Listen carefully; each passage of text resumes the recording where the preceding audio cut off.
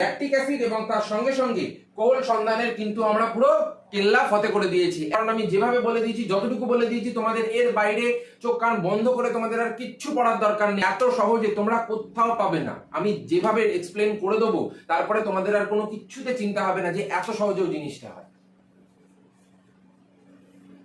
নমস্কার বন্ধুরা, তোমাদের সবাইকে অনেক অনেক অনেক স্বাগত তোমাদের নিজস্ব চ্যানেল বায়োটপার্স ল্যাবের ভেতরে। আমি তোমাদের মেন্টর সৌমদা। আমরা কিন্তু ক্লাস 9 এর প্রত্যেকটা chapter in detail, in depth, in analysis এতটা ভালো করে করেছি যে প্রিভিয়াস যে চ্যাপ্টারগুলো রয়েছে তাতে কিন্তু কোনো ছেলেমেয়ের কোনো অসুবিধা নেই। এবং সেই সমস্ত চ্যাপ্টারগুলো দেখার পর তোমাদের যে কোনো কোশ্চেন, যে কোনো প্রশ্ন আমি দাবি করে বলতে পারি পুরো জল ভাতের মতো লাগবে। তোমরা পেঁয়াজ লঙ্কা নুন কামড়ে খেয়ে নিতে পারবে, কোনো সমস্যা তোমাদের হবে না। এতটা সহজ করে আমি বুঝিয়ে দিয়েছি। এবং আমরা কোষীয় শ্বসনের প্রথম পার্টটা আমরা পড়ে নিয়েছিলাম পার্ট 1 এর ভেতরে। যারা যারা চ্যানেলের মধ্যে প্রথম এসছো তারা কিন্তু অবশ্যই পার্ট 1 ভিডিওটা দেখে নেবে এবং চ্যানেলটাকে লাইক সাবস্ক্রাইব করতে একদমই ভুলবে না। কারণ এই সমস্ত ইনফরমেটিভ, এই সমস্ত ডেসক্রিপটিভ ভিডিওগুলো যেগুলো লোকেরা পেড ব্যাচে দেয়, সেগুলো আমি কমপ্লিটলি ইউটিউবে ফ্রিতে আপলোড করি তোমাদের জন্য, যাতে তোমাদের পড়ার সুবিধা হয়, কারুর কাছে যেন কোনো ধরনের বাধা না তৈরি হয়। তো আজকে আমরা যেটা পড়বো সেটা হলো আরো খুব গুরুত্বপূর্ণ একটা পার্ট, যেখানে আমরা আগের দিন গ্লাইকোলাইসিস, ক্রেবস সাইকেল, প্রান্তীয় শ্বসনের মতো গুরুত্বপূর্ণ যে প্রক্রিয়াগুলো ছিল সেগুলোর আমরা জাস্ট কিন্তু নামটা শুনেছিলাম। সেই সম্পর্কে আমাদের কোনো ধারণা ছিল না যে ইন ডিটেলে কি হয় বা ইন ডেপথে কি হয়। সেইগুলোই নিয়ে আজকে আমরা আলোচনা করব যে ইন ডেপথে গেলে কি হচ্ছে, এবং এমন ভাবে পড়িয়ে দেবো তোমরা নিজেরা অবাক হয়ে যাবে যে এত সহজে জিনিসটা পুরো নিমেষের মধ্যে শেষ হয়ে গেল। এইভাবে আগে কোনো দিন তোমরা পড়োনি, এটা আমি দাবি করে হড়প করে বুক ঠুকে এই চ্যানেল থেকে তোমাদের বলতে পারি। কারণ এত সহজ তোমাদের কোনো ধারণাই নেই যে এতটা সহজভাবে পড়া যায়। তাহলে চলো, ভয় নয়, বাজি মাত করার জন্য নেমে পড়া যায়। তো আমরা আগের দিন শ্বসনের মধ্যে দুটো ধাপ পড়েছিলাম। একটা হলো সবাত শ্বসন, যেটা বায়ুর উপস্থিতিতে শ্বসন হচ্ছে, এবং আরেকটা হলো অবাত শ্বসন, যেটাকে আমরা বলছি বায়ুর অনুপস্থিতিতে বা মুক্ত অক্সিজেনের অনুপস্থিতিতে যখন শ্বসন প্রক্রিয়া হচ্ছে তখন সেটাকে বলা হচ্ছে অবাত শ্বসন। এবারে এই অবাত শ্বসনের মধ্যে আবার বিভিন্ন কিন্তু ভাগ রয়েছে, যেগুলো আগের দিন আমাদের জাস্ট আমরা নামগুলো একটুখানি শুনেছিলাম, যে সন্ধান, কোহল সন্ধান, ল্যাকটিক অ্যাসিড সন্ধান, নামগুলো শুনেছিলাম। কিন্তু ব্যাপারটা আসলে কি হচ্ছে আমরা সেটা কিন্তু আগে দেখিনি। তো ব্যাপারটা আসলে কি একটুখানি আগে আমরা শুনিনি। ব্যাপারটা হলো এই যে আমরা দেখতে পাচ্ছি যে বেশিরভাগ যে এই যে সন্ধান প্রক্রিয়াগুলো রয়েছে সেগুলো হলো এমনই একটা শ্বসনের প্রক্রিয়া যেখানে আমরা দেখতে পাচ্ছি যে অক্সিজেনের ব্যবহার ছাড়াই বা মুক্ত অক্সিজেনের ব্যবহার ছাড়াই জীবদেহের ভেতরে যে সমস্ত খাদ্যবস্তু বা শ্বসন বস্তু রয়েছে সেই শ্বসন বস্তুটা কি হচ্ছে, আংশিক জারিত হচ্ছে।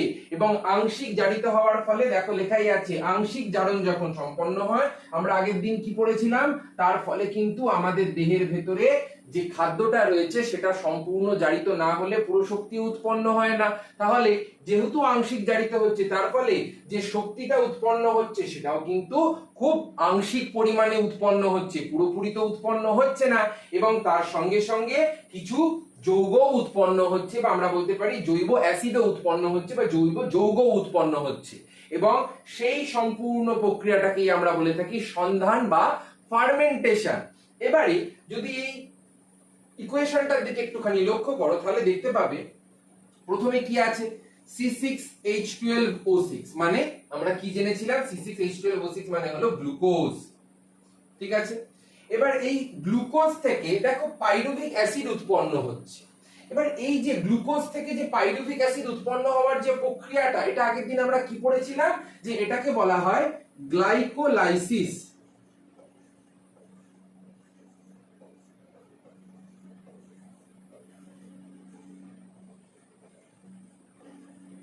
গ্লাইকোলাইসিস, যেখানে গ্লুকোজ ভেঙে পাইরুভিক অ্যাসিড উৎপন্ন হচ্ছে। কি এর সংকেত, CH3COCOOH, এটা উৎপন্ন হলো। এবারে এই যে পাইরুভিক অ্যাসিডটা ছিল, এই পাইরুভিক অ্যাসিডটা দুটো দেখো আলাদা আলাদা ব্রাঞ্চে ভেঙে গেছে। একটা জায়গায় উৎসেচকের ক্রিয়ার ফলে কি উৎপন্ন হচ্ছে, ইথাইল অ্যালকোহল উৎপন্ন হচ্ছে, এবং আরেকটা জায়গায় উৎসেচকের ক্রিয়ার ফলে কি উৎপন্ন হচ্ছে, ল্যাকটিক অ্যাসিড উৎপন্ন হচ্ছে। এবারে যদি ভালো করে আমরা লক্ষ্য করি তাহলে দেখতে পাবো এই যে পাইরুভিক অ্যাসিড থেকে যখন ইথাইল অ্যালকোহল তৈরি হলো, মাঝখানে দেখো একটা উৎসেচক বলে লেখা আছে না, এখানে উৎসেচক হিসেবে কে কাজ করে? জাইমেজ।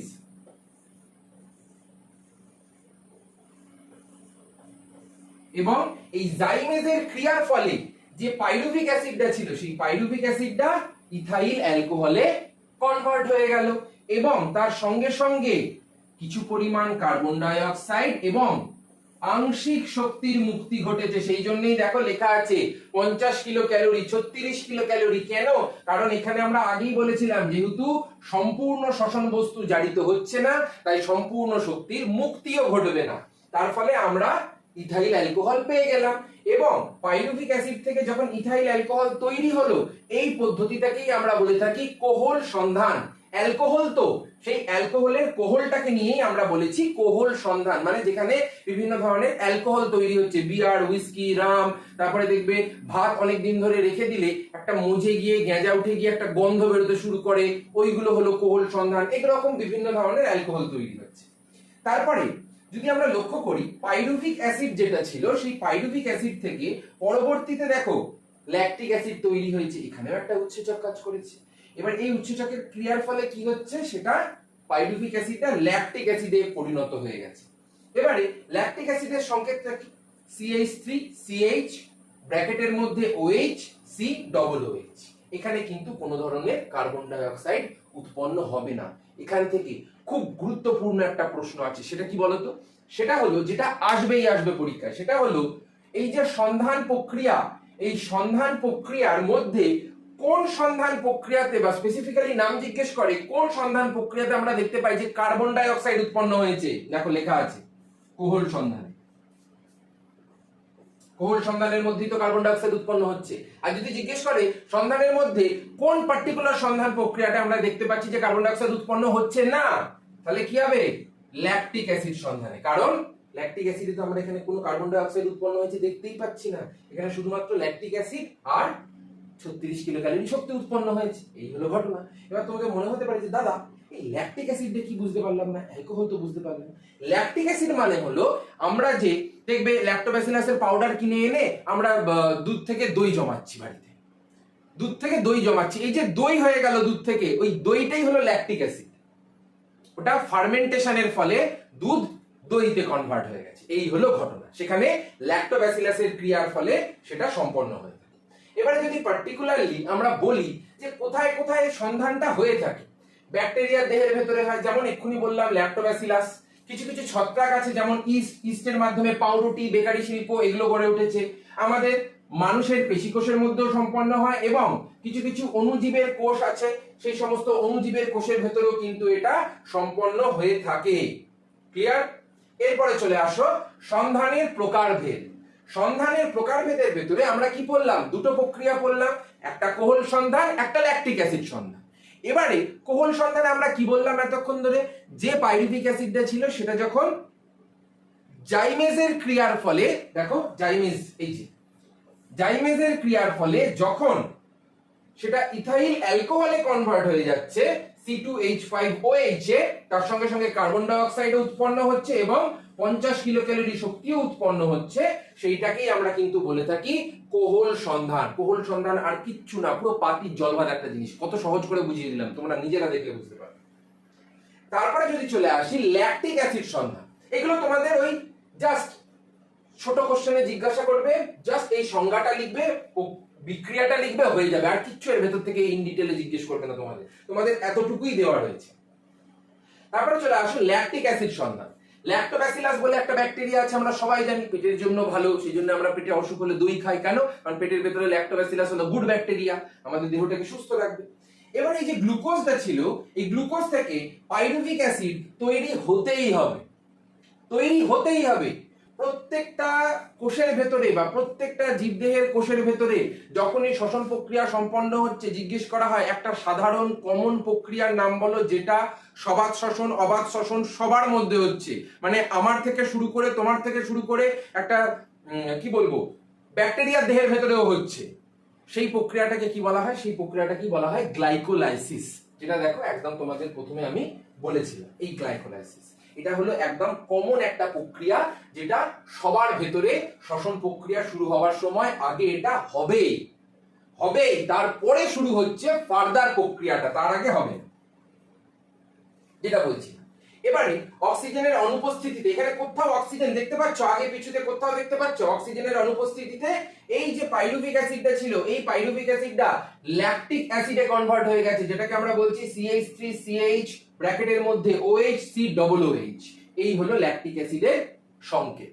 তার সঙ্গে সঙ্গে 36 কিলো ক্যালোরি শক্তি উৎপন্ন হয়েছে, যেটা কোহল সন্ধানের থেকেও কম পরিমাণে শক্তিটা কিন্তু এখানে উৎপন্ন হতে আমরা দেখতে পাচ্ছি। এই হলো ল্যাকটিক অ্যাসিডের ঘটনা। তাহলে ল্যাকটিক অ্যাসিড এবং তার সঙ্গে সঙ্গে কোহল সন্ধানের কিন্তু আমরা পুরো কেল্লা ফতে করে দিয়েছি। এত সহজে তোমরা কোথাও পাবে না, আমি যেভাবে এক্সপ্লেন করে দেবো তারপরে তোমাদের আর কোনো কিছুতে চিন্তা হবে না যে এত সহজেও জিনিসটা হয়, এত সহজ করে দেবো। তারপরে চলে আসো সন্ধানের কিছু গুরুত্ব। যেমন এই যে ইস্ট গুলোকে কি করা হয় দেখবে অনেক সময় পাউরুটির মধ্যে ছোট ছোট ছিদ্র থাকে, পেরেক দিয়ে কি ফুটো করে বসে বসে, তার জন্য কি কর্মচারী থেকে পাউরুটিতে না, যখন ইস্টের পাউডার দিয়ে যখন মাখা হচ্ছে ডোটা বা ময়দার যে ডেলাটা, সেটা এক সময় গিয়ে কি উৎপন্ন করে আমি বললাম, ইস্টের ফলে যে কার্বন ডাই অক্সাইড উৎপন্ন হচ্ছে। এবার এই কার্বন ডাই অক্সাইডটা ধরো একটা ময়দার ডো আছে, তার ভেতর থেকে তো বেরোনোর চেষ্টা করছে, তার ভেতর থেকে তো সব জায়গা থেকে বেরোনোর চেষ্টা করছে, তার ফলে কি হয়, ওই যে পাউরুটির ভেতরে ছোট ছোট ছোট ছোট ছিদ্রগুলো আমরা দেখতে পাই না, ওগুলো হলো কার্বন ডাই অক্সাইড বেরোনোর পথ। কার্বন ডাই অক্সাইডটা ওই পথ দিয়ে বেরিয়েছে, যার ফলে ভেতরে ওই রকম ছোট ছোট ছোট ছোট ছিদ্র হয়ে গেছে। এই হলো ঘটনা। এছাড়াও আমরা বিভিন্ন আরো শিল্পে দেখে থাকি, যেমন অ্যালকোহল শিল্প রয়েছে, সেখানে কোহল সন্ধান প্রক্রিয়ার মাধ্যমে বিভিন্ন ধরনের যে সমস্ত পানীয় রয়েছে বা ব্রিভারেজেস রয়েছে, যেমন রাম, হুস্কি, দেশি মদ, ওয়াইন, এগুলো, এই সমস্ত জাতীয় পানীয় উৎপাদনেও কিন্তু এগুলা সন্ধান প্রক্রিয়ার গুরুত্ব কিন্তু অপরিসীম। এখানে সন্ধানের কোনো কিন্তু আমরা ভূমিকা করতে পারবো না, ফেলতে পারবো না। তারপরে চলে আসো দুগ্ধ শিল্প। দুগ্ধ শিল্পে কি হচ্ছে, আমরা এক্ষুনি আলোচনা করলাম যে সমস্ত ল্যাক্টোব্যাসিলাস ব্যাকটেরিয়া গুলো ছিল, সেগুলোকে আমরা দুধের মধ্যে দিয়ে বিভিন্ন ধরনের প্রক্রিয়াজাত যে প্রসেসড ফুড গুলো রয়েছে সেগুলো আমরা তৈরি করতে পারবো, যেমন চিজ, মাখন, ইয়োগার্ট, দই, এইগুলো কিন্তু সন্ধান প্রক্রিয়ার মাধ্যমে তৈরি হয়ে থাকে। আর last but not the least, সেটা হলো ভিনিগার প্রস্তুতিতে।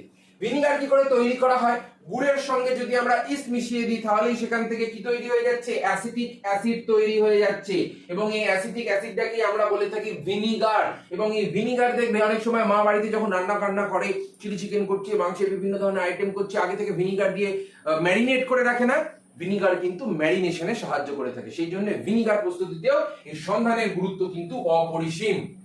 তারপরে চলে আসবো আমরা মেজর যে তিনটে পথ আমরা নাম শুনেছিলাম, একটা গ্লাইকোলাইসিস, একটা ক্রেবস সাইকেল, একটা EMP, electron transport system, sorry EMP না, ইটিএস, ইলেকট্রন ট্রান্সপোর্ট সিস্টেম।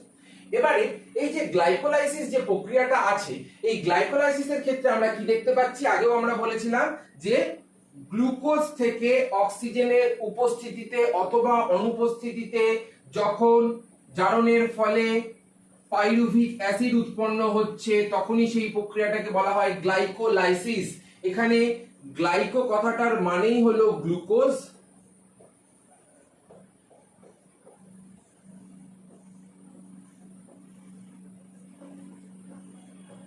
এবং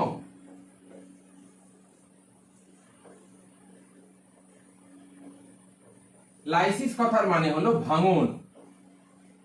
তাহলে আমরা কি দেখতে পেলাম, যে গ্লুকোজ ভেঙে দুই অণু পাইরুভিক অ্যাসিড উৎপন্ন হয়েছে, তখনই সেটাকে আমরা বলছি গ্লাইকোলাইসিস, এবং তার সঙ্গে সঙ্গে 8 অণু এটিপি উৎপন্ন হয়েছে, ইনক্লুডিং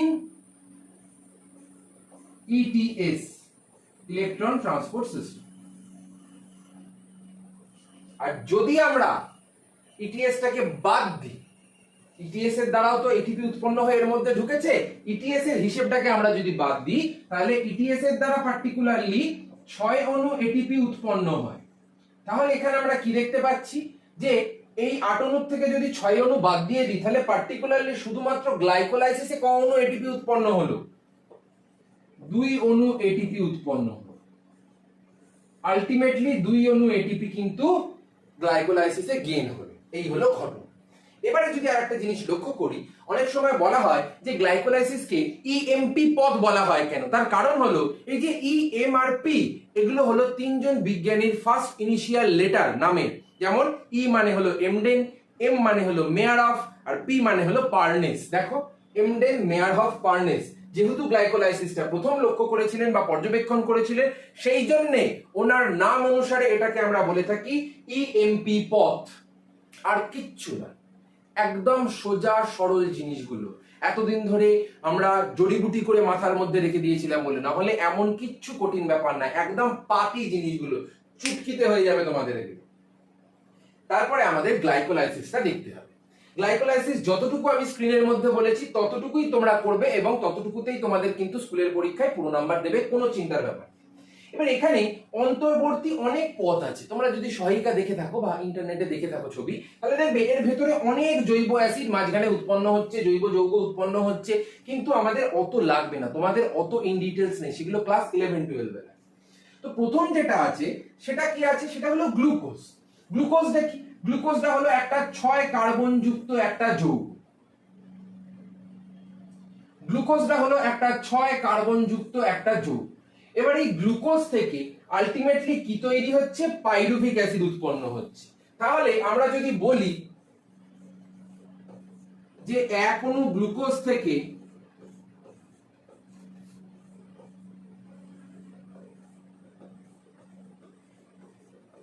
কত অণু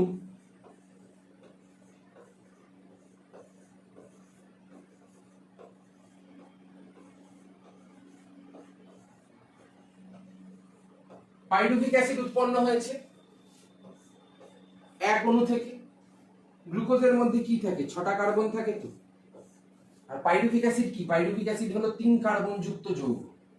তার মানে আমাকে যদি ব্যালেন্স করতে হয়, এটা 6 ছিল, এটা 3 ছিল, তার মানে আমাকে 2 গুণ করতে হবে, মানে কত অণু? আলটিমেটলি 2 অণু পাইরুভিক অ্যাসিড উৎপন্ন হয়েছে। দেখো লেখা আছে 2 অণু পাইরুভিক অ্যাসিড উৎপন্ন হয়েছে, সেই জন্য তারপরে ব্যালেন্স হলো।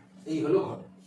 এবারে দেখো এখানে গ্লুকোজ থেকে যখন ফসফোগ্লিসারালডিহাইড উৎপন্ন হলো 2 অণু, তখন সেখানে আমরা 2 অণু এটিপি কিন্তু খরচা করলাম এবং তার সঙ্গে সঙ্গে সেটাকে আমরা বলছি শক্তি ব্যয়কারী দশা। কেন? কারণ এটিপি মানেই তো শক্তি, শক্তি খরচা হয়ে গেল, শক্তি খরচা হয়ে গ্লুকোজ থেকে ফসফোগ্লিসারালডিহাইড উৎপন্ন হলো।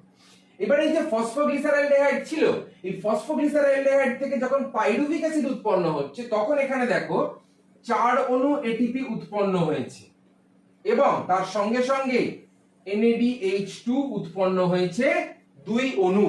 এবং এখানে NADH2 এর হিসেবটা বলে দিই, এক অণু NADH2 থেকে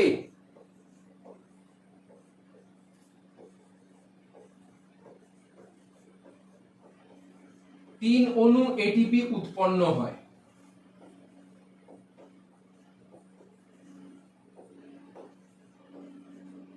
এক অণু থেকে। তাহলে এখানে ক অণু আছে? 2 অণু। তার মানে কত হলো? 6 অণু এটিপি উৎপন্ন হয়েছে। এখানে 6 অণু এটিপি উৎপন্ন হয়েছে, এখানে 4 অণু এটিপি উৎপন্ন হয়েছে। টোটাল তাহলে কত হলো? 10 অণু এটিপি হয়ে গেল। আর 2 খরচা হয়ে গেছে, মানে এটা মাইনাসে আছে। তাহলে আলটিমেটলি এটিপি উৎপন্ন হলো কত? 10 - 2, 8 অণু এটিপি উৎপন্ন হলো। আগেও বলেছিলাম 8 অণু এটিপি উৎপন্ন হয়েছে। এবারে আমি কি বলেছিলাম যে 8 অণুটা সেটা কিন্তু ইনক্লুডিং ইটিএস মানে প্রান্তীয় শোষণকে ধরে। এবার এই যে NADH2 টা রয়েছে, এটাই হলো সাধারণত প্রান্তীয় শোষণ। এখান থেকে এসেছে, প্রান্তীয় শোষণের থেকে NADH2 টা এসেছে। এবার এটাকে যদি আমি এলিমিনেট করে দিই, ধরো এটা নেই, তাহলে কি হচ্ছে? আলটিমেটলি 4 অণু এটিপি গ্লাইকোলাইসিসে উৎপন্ন হলো, 2 অণু এটিপি খরচা হলো। তাহলে আলটিমেটলি শুধু গ্লাইকোলাইসিসে ক অণু এটিপি উৎপন্ন হলো? 2 অণু। শুধু গ্লাইকোলাইসিস প্রক্রিয়ায় 2 অণু উৎপন্ন হলো। আর যদি আমরা ইটিএস বা প্রান্তীয় শোষণকে ধরি, তাহলে আরো সেই 2 এর সঙ্গে 6 যোগ করব, দিয়ে হয়ে যাবে 8 অণু এটিপি। ব্যাস হয়ে গেল, গ্লাইকোলাইসিস প্রক্রিয়ার খেল খতম, পয়সা হজম। আর গ্লাইকোলাইসিসে তোমাদের কিচ্ছু করতে হবে না। যতটুকু আমি বলে দিচ্ছি ততটুকু তোমরা চোখ কান বন্ধ করে ভরসা করে চুপচাপ এগিয়ে যাও। তোমাদের এমন আমি প্রিপেয়ার করে দেবো, তোমরা নিজেরা নিজেদের দেখে আয়নায় চিনতে পারবে না যে এত ভালো প্রিপারেশন হয়ে গেছে, এত ইজিলি আমরা জিনিসগুলোকে করে ফেলতে পারছি। তারপরে চলে আসো ক্রেবস চক্র। আমরা এতক্ষণ ধরে কি জানলাম যে অবাধ শ্বসন হোক বা সবাধ শ্বসন হোক বা যে কোনো ধরনের জীবদেহের ভেতরে হোক, একদম প্রাথমিক জেনারেল যে প্রক্রিয়াটা সব জায়গাতেই আমরা দেখতে পাচ্ছি সেটা হলো গ্লাইকোলাইসিস। এবারে গ্লাইকোলাইসিসের পরবর্তীতে যে ক্রেবস চক্র প্রক্রিয়াটা আছে সেটা কিন্তু আমরা সবার মধ্যে দেখতে পাবো না, সেটা শুধুমাত্র আমাদের মতো যারা বায়ুজীবী সবাধ শ্বসন সম্পন্ন করে তাদের মধ্যেই আমরা দেখতে পাচ্ছি। এবং এই যে ক্রেবস চক্র, সেই ক্রেবস চক্রটা কোথায় হয়? আগের দিন আমি বলেছিলাম মাইটোকন্ড্রিয়ার ধাত্রের মধ্যে সম্পন্ন হচ্ছে।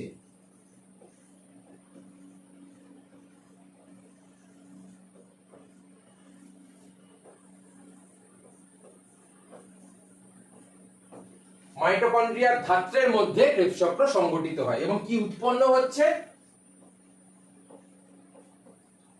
জল, কার্বন ডাই অক্সাইড আর এটিপি, এই তিনটে জিনিস উৎপন্ন হচ্ছে।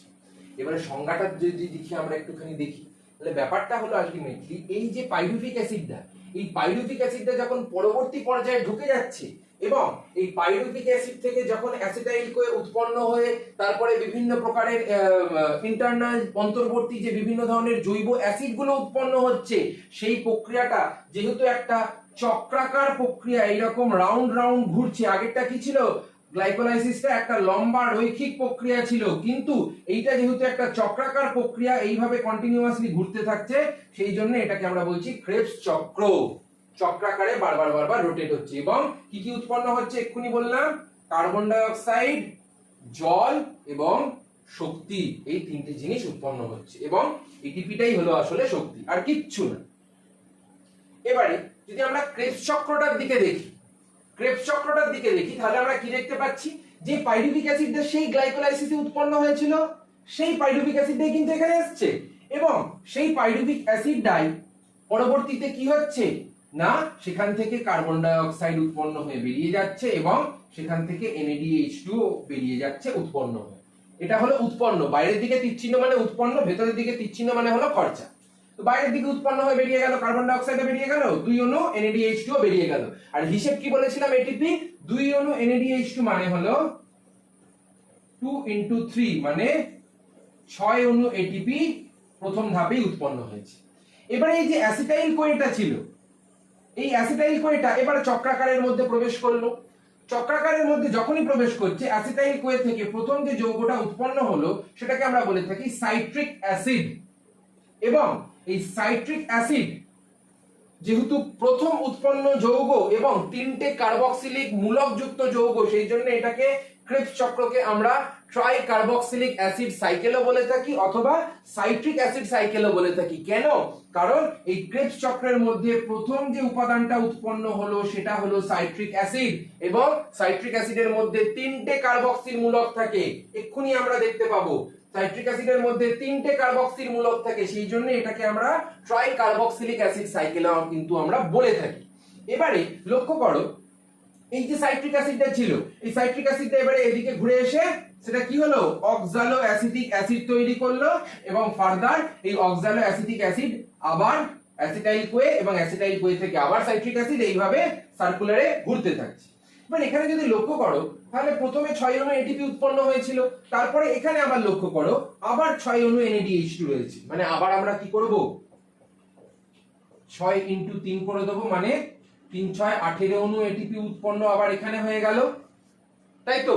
আর 18 এর সঙ্গে আবার এখানে দেখো, আবার এখানে 2 অণু এটিপি উৎপন্ন হয়েছে, তার মানে 18 আর 2 এ 10 হয়ে গেল, 10 আর 6 এ সরি 18 আর 2 এ 20 হয়ে গেল, 20 আর 6 এ 26 হয়ে গেল, 26 এর সঙ্গে এবারে দেখো 2 অণু FADH2 উৎপন্ন হয়েছে। FADH2 এর ব্যাপারটা কি?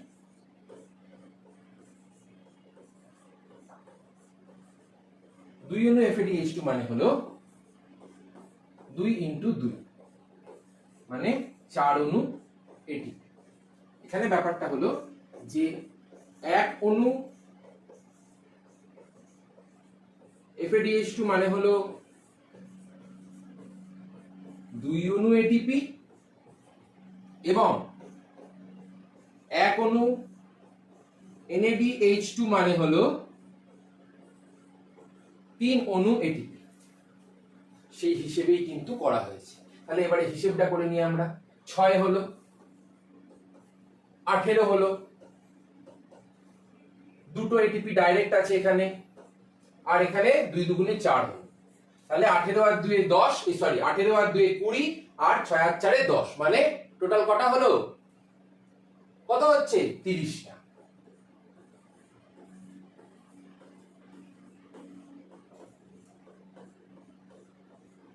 ঠিক আছে।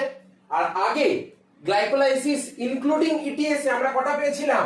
8টা পেয়েছিলাম না? 8 অণু এটিপি পেয়েছিলাম তো গ্লাইকোলাইসিস আর ইটিএস কে ইনক্লুড করে, তাই তো? তাহলে এই 8টা এর সঙ্গে যুক্ত হয়ে যাচ্ছে। তাহলে আমরা যদি বলি যে আমাদের শ্বসন প্রক্রিয়ায় glycolysis, Krebs cycle including ETS, প্রান্তীয় শ্বসন, এই তিনটেকে মেলালে কোন এটিপি মোট উৎপন্ন হয়? মোট উৎপন্ন এটিপি হলো 38 অণু।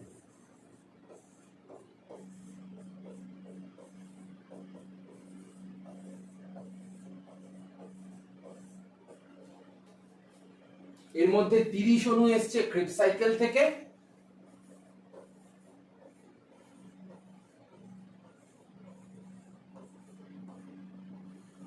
আর গ্লাইকোলাইসিস থেকে এসছে 8 অণু, দিয়ে তৈরি করেছে আমাদের 38 অণুর এটিপি হিসাব। এই হলো ঘটনা। আর কিচ্ছু মাথায় রাখার দরকার নেই, আমি যতটুকু বলবো ততটুকু মাথায় রাখো। তোমাদের বলছি তো, এক ঝটকায় অ্যান্সার হয়ে যাবে, আর এত সহজে তোমরা বুঝে যাবে, তোমরা নিজেরা ভাববে যে এত সহজে কি করে হয়ে গেল। আমি এতটা সহজ করে দেবো। এবারে আমাদের যে ক্রেবস সাইকেল আমরা পড়লাম, সেখান থেকে দুটো গুরুত্বপূর্ণ প্রশ্ন আসে। প্রথম প্রশ্নটা এক্ষুনি আলোচনা করেছি যে ক্রেবস চক্রকে সাইট্রিক অ্যাসিড চক্র কেন বলা হয়। তার কারণ হলো ক্রেবস চক্রের মধ্যে অক্সালো অ্যাসিটেট এবং অ্যাসিটাইল কোয়ে এই দুটো মিলিত হওয়ার ফলে প্রথম যে যৌগটা উৎপন্ন হচ্ছে 6 কার্বন যুক্ত, সেটাকেই আমরা বলছি সাইট্রিক অ্যাসিড। সেই জন্য এই সাইট্রিক অ্যাসিডের নাম অনুসারে এটাকে বলা হয় সাইট্রিক অ্যাসিড চক্র। কাকে বলা হয়? ক্রেবস চক্রকে বলা হয়। তারপরে চলে আসো, ক্রেবস চক্রকে টিসিএ বা ট্রাই কার্বক্সিলিক অ্যাসিড চক্র কেন বলা হয়। আলোচনা করেছিলাম যে এই অক্সালো অ্যাসিটেট এবং অ্যাসিটাইল কোয়ে পরস্পরের সঙ্গে যখন মিলিত হচ্ছে, তখন উৎসেচকের ক্রিয়ার ফলে তারা তৈরি করছে সাইট্রিক অ্যাসিড। বারবার করে আসছি।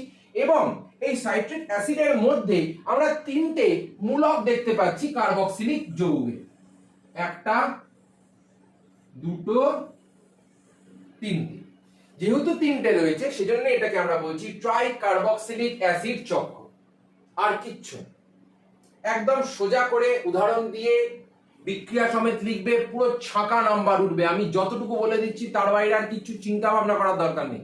আমি যতটুকু বলে দেবো ততটুকু যদি ভালো করে পড়ো, তোমাদের নাম্বার উঠতে গ্যারেন্টি। তখন তোমরা এসে বলে যেও আমাকে জানি।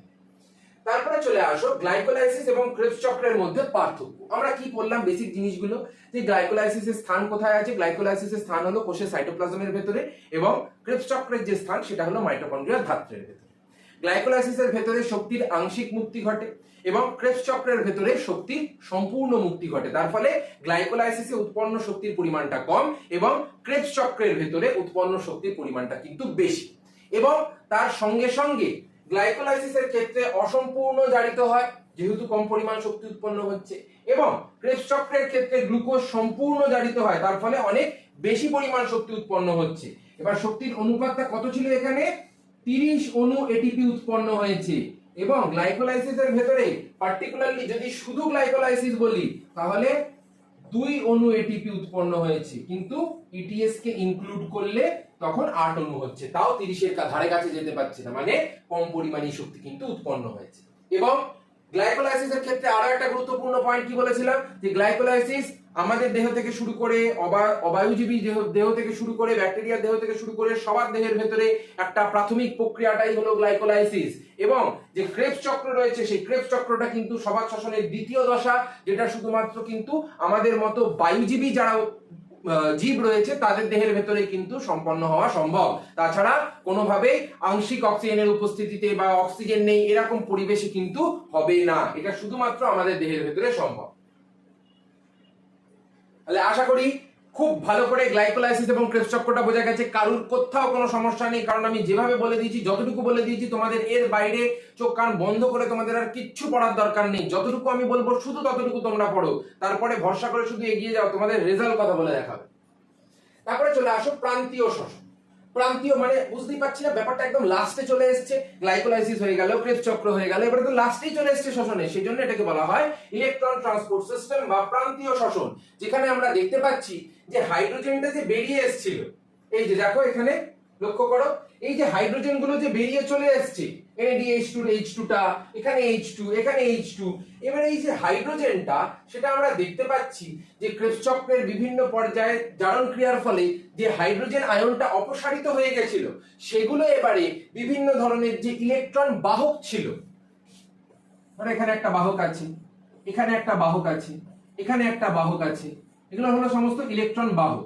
এবারে ইলেকট্রন বাহকগুলোর মাধ্যমে হাইড্রোজেনটা এইরকম ভাবে ট্রান্সফার হচ্ছে, এবং যখন ট্রান্সফার হচ্ছে জারণ বিজারণের দ্বারা, তখন কিন্তু আণবিক অক্সিজেনের সঙ্গে যুক্ত হয়ে যাচ্ছে। এখানে লক্ষ্য করো, এই আণবিক অক্সিজেনের সঙ্গে যুক্ত হয়ে যাচ্ছে হাইড্রোজেনটা, এবং যুক্ত হয়ে যাওয়ার ফলে তখন জল আর এটিপি উৎপন্ন করছে, জল আর এটিপি উৎপন্ন করছে। এখানে লক্ষ্য করো, জল উৎপন্ন হয়েছে এবং তার সঙ্গে সঙ্গে এটিপিও কিন্তু উৎপন্ন হয়ে থাকে। সেই জন্য এই প্রক্রিয়াটাকে আমরা বলে থাকি ইলেকট্রন ট্রান্সপোর্ট সিস্টেম। কেন? কারণ এই যে ইলেকট্রন বাহকগুলো ছিল, সেগুলোকেই তো হাইড্রোজেনটাকে তো ট্রান্সপোর্ট করে করে নিয়ে গেছে, বহন করে করে তো নিয়ে গেছে, সেই জন্যই এটাকে আমরা বলে থাকি ইলেকট্রন ট্রান্সপোর্ট সিস্টেম, যেখানে হাইড্রোজেন বাহিত হচ্ছে কার দ্বারা? ইলেকট্রনের দ্বারা। ক্লিয়ার? এরপরে চলে আসো কোথায় হয় শ্বসনের এই যে দশাটা, এই দশাটা সাধারণত মাইটোকন্ড্রিয়ার অন্তঃপর্দার ভেতরে হয়। যদি আমরা মাইটোকন্ড্রিয়াকে একটুখানি ছোট করে দেখে নিই, তাহলে দেখতে পাবো মাইটোকন্ড্রিয়ার ভেতরের দিকে এই যে আঙুলের মতো প্রবর্ধক যুক্ত যে পর্দাটা ছিল, সেইখানেই কিন্তু এই ধরনের গঠনটা আমরা দেখতে পাচ্ছি, এবং সেখানে এই প্রক্রিয়াটা সম্পন্ন হয়ে থাকে। এবং পদ্ধতিতে কিভাবে হচ্ছে, না সেখানে আমরা দেখতে পাচ্ছি যে এই যে NADH2 টা ছিল, সেই NADH2 থেকে হাইড্রোজেনটা বেরিয়ে গেল, এবং এই যে হাইড্রোজেনটা, এই হাইড্রোজেনটা বিভিন্ন ধরনের যে ইলেকট্রন বাহক আছে, এক্ষুনি বললাম বিভিন্ন ধরনের যে ইলেকট্রন বাহক আছে, সেই বাহকগুলোর মাধ্যমে একটা জায়গা থেকে আরেকটা জায়গা, আরেকটা জায়গা থেকে আরেকটা জায়গা এরকম ভাবে স্থানান্তরিত হচ্ছে, এবং স্থানান্তরিত হতে হতে হতে হতে তারা কোথায় চলে যাচ্ছে? আলটিমেটলি চলে যাচ্ছে হলো জল উৎপন্ন করতে এবং শক্তি উৎপন্ন করতে। এই হলো প্রান্তীয় শ্বসনের ঘটনা, আর কিচ্ছু না। একদম সহজ সরল ভাষায় যতটুকু আমি বললাম ততটুকুই তোমাদের লাগবে, এর বাইরে আর কিচ্ছু মাথা ঘামানোর দরকার নেই। আমি যা বলবো তার বাইরে কিচ্ছু করার দরকার নেই, 100 মিলিয়ে দেবো আমি। তারপরে চলে আসো এই যে প্রক্রিয়াটা, সেখানে আলটিমেটলি তাহলে কি কি হতে আমরা দেখতে পেলাম। লাস্ট লাইনটা যদি লক্ষ্য করো, তাহলে লাস্ট লাইনটা আমাদের আগেই পড়া হয়ে গেছে, কিন্তু এখন কিছু মডিফিকেশন এসছে। যেমন আমরা কি পড়েছিলাম, একটা NAD থেকে 3টে ATP উৎপন্ন হচ্ছে, এবং একটা FAD থেকে 2টো ATP উৎপন্ন হচ্ছে। কিন্তু এখনকার যে আধুনিক মত, সেই আধুনিক মত অনুসারে বলা হচ্ছে যে একটা NADH2 থেকে 2.5খানা উৎপন্ন হচ্ছে, আর একটা FAD থেকে 1.5খানা হচ্ছে, মানে 0.5 করে আমরা দুটোর থেকেই মাইনাস করে দিয়েছি। এবং তার ফলে কি হচ্ছে, এটিপির পরিমাণটাও আগের থেকে 1 কমে যাবে, কারণ 0.5 কমিয়ে দিয়েছি, তার ফলে 1 হয়ে গেল, দুটোকে যোগ করলে এবং সেই 1টাকে মাইনাস করে দিলে 1টা কমে গেল। এই হলো ঘটনা, আর কিচ্ছু। এবং এখানে যদি লক্ষ্য করো, এই যে নির্গত যে শক্তি আছে, যেখানে আমরা দেখতে পাচ্ছি ADP প্লাস একটা অজৈব ফসফেট যুক্ত হয়েছে, এবং এই যে অজৈব ফসফেটটা যুক্ত হয়ে এটিপি তৈরি করলো অক্সিজেনের উপস্থিতিতে, অক্সিজেন গ্রাহকের মাধ্যমে, তখন সেই এটিপি সংশ্লেষটাকে আমরা বলে থাকি অক্সিডেটিভ ফসফোরাইলেশন। যেহেতু অক্সিজেনের গ্রহণের মাধ্যমে, এই যে অক্সিজেন গ্রহণের মাধ্যমে যেহেতু এটিপি উৎপন্ন হয়েছে, সেই জন্যই আমরা এটাকে বলছি অক্সিডেটিভ ফসফোরাইলেশন বা জারণমূলক ফসফোরিভবন, কারণ জারণ প্রক্রিয়াটা সাধারণত অক্সিজেনের উপস্থিতিতেই হয়ে থাকে। এই হলো ঘটনা। তাহলে তোমাদের যে 3টে পার্ট বাকি ছিল লাস্ট, গ্লাইকোলাইসিস, ক্রেবস চক্র, প্রান্তীয় শ্বসন, একদম ঝাঁ চকচকে করে পুরো পাতি জলের মতো বুঝিয়ে দিয়েছি। একবার ক্লাসটা তোরা যদি উইদাউট এনি স্কিপ পুরোটা দেখে নিস, তাহলে আমি দাবি করে বলতে পারি তোদের আর কোনোদিন কিচ্ছু আলাদা করে ক্লাস দেখতে হবে না ইউটিউবের মধ্যে, এটা আমি দাবি করে বলতে পারি। তারপরে চলে আসো শ্বসনের যে গুরুত্বপূর্ণ তাৎপর্যগুলো। কি কি তাৎপর্য, তোমাদের একটা কোশ্চেন দেবে, সেখানে এই 3টে পয়েন্ট লিখতে হবে।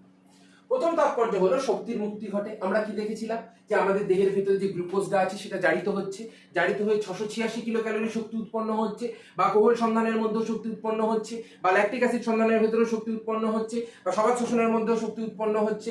এই যে শক্তি উৎপন্ন হচ্ছে এটাই কিন্তু হলো শ্বসনের একটা গুরুত্বপূর্ণ তাৎপর্য, যার ফলে আমাদের যে সমস্ত দৈহিক কার্যাবলীগুলো রয়েছে বা আমাদের যে সমস্ত অন্তর্বর্তী যে সমস্ত জৈবনিক ক্রিয়া প্রক্রিয়াগুলো রয়েছে কোষের ভেতরে সেইগুলো কিন্তু সম্পন্ন হচ্ছে। যদি শক্তি না থাকতো তাহলে কিন্তু কোনোভাবেই সেই প্রক্রিয়াগুলোকে সম্পন্ন করা যেত না। তারপরে চলে আসো অক্সিজেন এবং কার্বন ডাই অক্সাইডের ভারসাম্যকে রক্ষা করা। এই যে সালোক সংশ্লেষ এবং শ্বসন এরা ইন্টার রিলেটেড। কেন? কারণ সালোক সংশ্লেষ কি করছে? সালোক সংশ্লেষ কার্বন ডাই অক্সাইড নিচ্ছে, অক্সিজেন দিচ্ছে। আমরা কি করছি? আমরা অক্সিজেন নিচ্ছি, কার্বন ডাই অক্সাইড দিচ্ছি। তার ফলে কি হচ্ছে? এটা একটা সাইকেলিক্যাল অর্ডারে ঘুরতে থাকছে, একটা সাইকেলিক্যাল অর্ডারে ঘুরতে থাকছে। কেন? কারণ এই শ্বসন প্রক্রিয়া যদি না হয় বাতাসের মধ্যে তো কার্বন ডাই অক্সাইড আসবে না। কার্বন ডাই অক্সাইড না এলে উদ্ভিদ কার্বন ডাই অক্সাইড নিতে পারবে না। উদ্ভিদ যদি কার্বন ডাই অক্সাইড না নেয় তাহলে আমাদের আবার পরিবেশের ভেতরে উদ্ভিদের দ্বারা যে অক্সিজেন উৎপন্ন হচ্ছে সেটা আবার আসতে পারবে না। এবং পরিবেশের মধ্যে যদি অক্সিজেন না আসে তাহলে আমরা আবার অক্সিজেন ছাড়া বেঁচে থাকতে পারবো না। তাহলে ব্যাপারটা কি হলো? সবাই ইন্টার রিলেটেড হয়ে গেল না? সবাই একসঙ্গে তো রিলেটেড হয়ে রয়েছে। সেই জন্য ভারসাম্য রক্ষাতেও শ্বসনের গুরুত্ব কিন্তু অপরিসীম। এবং মানব সভ্যতায় অবদান কি? মানব সভ্যতার অবদান হলো আমাদের এই যে শক্তি উৎপাদন করতে সাহায্য করছে, বা আমরা বিভিন্ন ধরনের যে দৈহিক কার্যাবলীগুলো করছি। ধরো টেবিলটাকে আমি এক্ষুনি ধরে এরকম চাগিয়ে তুলে দিলাম, এই যে চাগিয়ে তুলে দিচ্ছি, যে এত ক্ষমতা, বা এই যে দৌড়ে চলে গেলাম কোনো একটা ওষুধ বানতে বা কারোর একটা কিছু করতে, এই যে এত ক্ষমতা, তখন কি হচ্ছে? তখন তো শক্তি লাগছে। এবার এই শক্তিগুলো কোথা থেকে আসছে? শক্তিগুলো সমস্ত কিন্তু শ্বসনের দ্বারাই আসছে। যদি শ্বসন না হতো আমাদের দেহের ভেতরে বলো বা মানব সভ্যতায় যে বিভিন্ন ধরনের দ্রব্য আমরা উৎপাদন করছি সেগুলোতেও কিন্তু আমরা কিচ্ছু উৎপাদন করতে পারতাম না, এবং অর্থনৈতিক দিক থেকেও সেখানে কিন্তু একটা সমস্যা আমরা অবশ্যই করে দেখতে কিন্তু পেতাম, নাহলে কিন্তু ব্যাপারটা গন্ডগোলের হয়েছে। এই হলো শ্বসনের গুরুত্ব এবং তাৎপর্য। এরপরে আমাদের লাস্ট দুটো কোশ্চেন একটুখানি আলোচনা করতে হবে। সেই কোশ্চেনটা হলো, প্রথম, সালোক সংশ্লেষ এবং যে শ্বসন প্রক্রিয়া দুটোই পরস্পরের উপর কিভাবে নির্ভরশীল? এক্ষুনি বললাম। এখানে যদি লক্ষ্য করো আমরা দেখতে পাচ্ছি যে সালোক সংশ্লেষ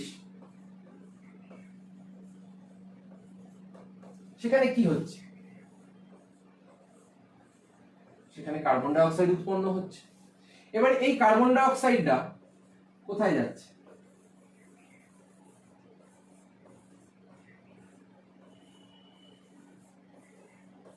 আমাদের কোষের মধ্যে যাচ্ছে। আমরা এই করছি, যে অক্সিজেনটা উৎপন্ন হচ্ছে, যে অক্সিজেনটা উৎপন্ন হচ্ছে সেটা কোথায় যাচ্ছে? সেটা আমাদের দেহের ভেতরে যাচ্ছে, আমাদের কোষের ভেতরে। সেখানে কি হচ্ছে? সেখানে শ্বসন প্রক্রিয়া হচ্ছে। শ্বসন প্রক্রিয়ার ফলে কি উৎপন্ন হচ্ছে? কার্বন ডাই অক্সাইড উৎপন্ন হচ্ছে। এই কার্বন ডাই অক্সাইডটা আবার কে নিয়ে নিচ্ছে? সালোক সংশ্লেষ প্রক্রিয়া করার সময় সবুজ উদ্ভিদ নিয়ে নিচ্ছে। তাহলে এবারে যদি আমরা এটাকে একটা সাইকেলিক্যাল অর্ডারে সাজাই তাহলে কি হচ্ছে? জিনিসটা এরকম সাইকেলিক্যাল অর্ডারে বারবার ঘুরবে না? সালোক সংশ্লেষ থেকে অক্সিজেন উৎপন্ন হচ্ছে, অক্সিজেন আমাদের কোষের ভেতরে যাচ্ছে, আমাদের কোষের ভেতরে শ্বসন প্রক্রিয়ার মাধ্যমে কার্বন ডাই অক্সাইড উৎপন্ন হচ্ছে, এবং সেই কার্বন ডাই অক্সাইডটাই গিয়ে আবার সালোক সংশ্লেষ প্রক্রিয়ায় সাহায্য করছে। আবার এরকম ভাবে কন্টিনিউয়াস রোটেট হচ্ছে। তাহলে আমরা বলতেই পারি যে সালোক সংশ্লেষ এবং যে শ্বসন প্রক্রিয়াটা ছিল দুটো পরস্পরের উপরে কিন্তু একে অপরের উপর খুব আত্মিকভাবে নির্ভরশীল। একটা না হলে আরেকটা সমস্যা হয়ে যাবে, আরেকটা না হলে আরেকটা সমস্যা হয়ে যাবে, এবং প্রাণহানির মতো সমস্যা হয়ে যাবে, সেরকম ব্যাপার। তারপরে চলে আসো সালোক সংশ্লেষ এবং শ্বসনের মধ্যে পার্থক্যগুলো। প্রথম হলো সালোক সংশ্লেষ, সেটা হলো একটা উপচিতি বিপাক।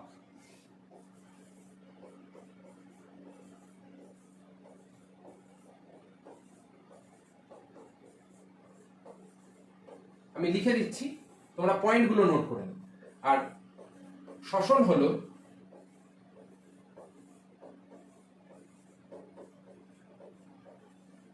অপচিতি বিপাক। এটা হয়ে গেল 1 নম্বর। 2 নম্বরে কি হচ্ছে? সালোক সংশ্লেষের ক্ষেত্রে শুষ্ক ওজন বাড়ে কারণ গ্লুকোজ উৎপন্ন হচ্ছে, আর এটার ক্ষেত্রে শুষ্ক ওজন কমে কারণ সেই গ্লুকোজেরই ভাঙন ঘটিয়ে শক্তি উৎপন্ন হচ্ছে। এই হলো ঘটনা। তারপরের পয়েন্টে চলে আসো। সালোক সংশ্লেষ হলো তাপ গ্রাহী প্রক্রিয়া, তাপ গ্রহণ করছে সূর্যের তাপ।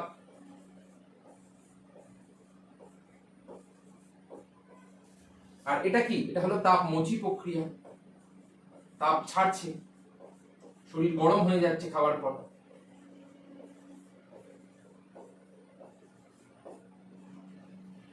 তারপরে এখানে যদি আমরা বলি যে কি কি উৎপন্ন হলো, গ্লুকোজ, অক্সিজেন উৎপন্ন হলো, তার সঙ্গে সঙ্গে একটু জল উৎপন্ন হলো। এখানে কি কি উৎপন্ন হলো?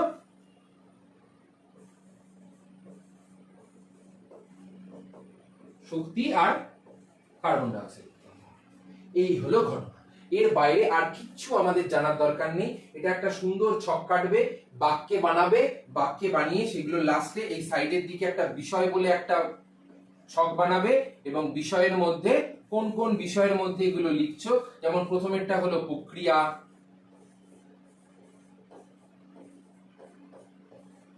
সেকেন্ডেরটা হলো ওজন বা শুষ্ক ওজনও লিখতে পারো, তারপরেরটা হলো তাপ,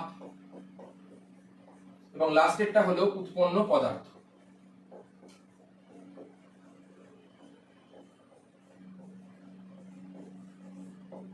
এইগুলোই যদি আমরা জানি, তার বাইরে আর কিচ্ছু আমাদের লাগবে না। আমি যতটুকু করিয়ে দেবো, বারবার বলছি, আমি যতটুকু করিয়ে দেবো তার বাইরে আর কিচ্ছু তোমাদের মাথা খাটানোর দরকার নেই। তারপরে আর তোমাদের কিচ্ছু লাগবে না। এইগুলোই বারবার করে রিভাইজ করবে, এইগুলোই বারবার করে পড়বে। তোদের এমন প্রস্তুত করে দেবো আমি, এমন রেডি করে দেবো, তোরা নিজেরা বুক বাজিয়ে পরীক্ষার হল থেকে বেরোবি যে এত শক্ত শক্ত চ্যাপ্টার গুলো আমরা পুরো চুটকিতে সলভ করে দিয়েছি, এত সহজ করে দাদা বুঝিয়ে দিয়েছিল। কিন্তু পুরো ক্লাসটাকে দেখতে হবে, অ্যাটেন্টিভলি দেখতে হবে, এবং একবার দেখার পরে আর কোনো দিন কোনো চিন্তা তোদের থাকবে না। এটা আমি এখান থেকে দাঁড়িয়ে বুক ঠুকে বলে দিতে পারি। ঠিক আছে? তাহলে আজকের মতো এতটাই থাকলো। এর পরবর্তীতে তোমাদের ভালো করে পড়ে রেডি করে ফেলো। কিছুদিনের মধ্যেই আমি এদের উপরে যে মক টেস্ট আছে সেই মক টেস্ট গুলো নিয়ে চলে আসবো, সুপার মক 1, সুপার মক 2, এবং সেখান থেকে কোশ্চেন করার পর আর কোনো তোমাদের কোষীয় শ্বসনের কোশ্চেনের উপরেও সমস্যা থাকবে না। তোমাদের ওভারঅল পুরো একদম ঝাঁ চকচকে জলের মতো রেডি হয়ে যাবে। সেই জন্য আজকের মতো এতটাই থাকলো। খুব ভালো করে পড়াশোনা করতে থাকো, এবং বন্ধুদের সাথে অবশ্যই করে কিন্তু শেয়ার করে দিও। বারবারই আমি বলি, কারণ তোমাদের কাছ থেকে পাওয়া ওটাই একমাত্র আমাদের ভালোবাসা। ভিডিওটাকে অবশ্যই লাইক, কমেন্ট এবং সাবস্ক্রাইব অবশ্যই করো চ্যানেলটিকে, কারণ এই ধরনের ভিডিও কিন্তু শুধুমাত্র আমার চ্যানেলে পাবে, আর কোথাও পাবে না। এটা আমি দাবি করে বুক ঠুকে বলে দিতে পারি। যে কেউ যেখানে খুশি দেখে নাও, কোথাও পাবে না। এগুলো পেড ব্যাচে দেওয়া হয়, সেই ভিডিওগুলো আমি তোমাদের জন্য ইউটিউবে সম্পূর্ণ ফ্রিতে দিচ্ছি। আর কিচ্ছু তোমাদের চিন্তার দরকার নেই, শুধু তোমরা পড়ো। কন্টেন্ট আমি এমন দেবো, পুরো টপ নচ লেভেলের কোয়ান্টিটি। ঠিক আছে? তাহলে আজকের মতো এতটাই থাকলো। সবাইকে টাটা, খুব ভালো করে পড়াশোনা করতে থাকো।